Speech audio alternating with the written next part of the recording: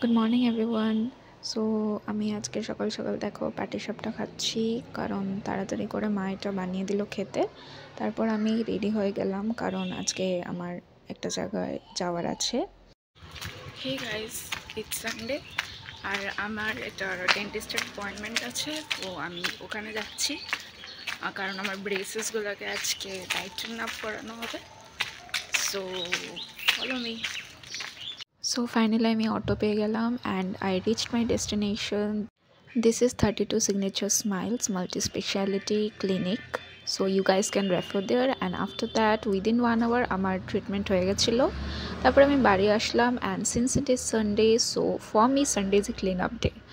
তো দেখো আমি আমার বেডশিট অ্যান্ড এভরিথিং চেঞ্জ করছি, বিকজ পুরো উইকে অনেকটা হ্যাকটিক হয়ে যায় পড়াশোনাতে, অ্যান্ড কোর্টে যাই, তারপরে আদার যাই কাজ থাকে, প্রচণ্ড হ্যাকটিক হয়ে যায়। তো আমি এতটা ক্লিন আপ করতে পারি না, অ্যান্ড মোরওভার অ্যাসপিরেন্ট লাইফটা একটু এরকমই হয়, সবসময় সময় পাওয়া যায় না।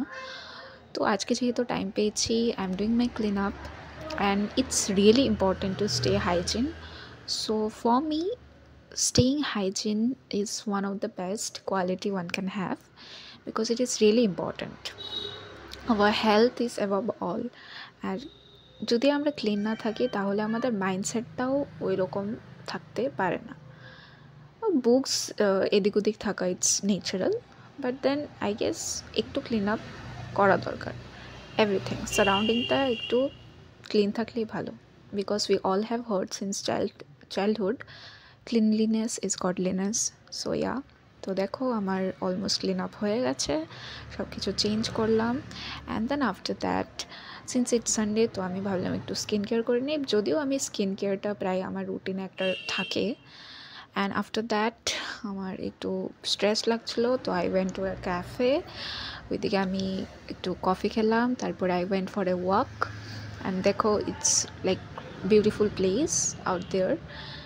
এই পার্কে আমি প্রায়ই আসি ওয়াক করতে, বেশি ভালো না লাগলে স্ট্রেস ফিল করি।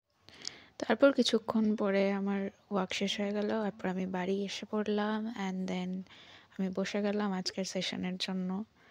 আজকে বেশি পড়বো না, একটা টার্গেট আছে, এটা ফিনিশ করে ঘুমিয়ে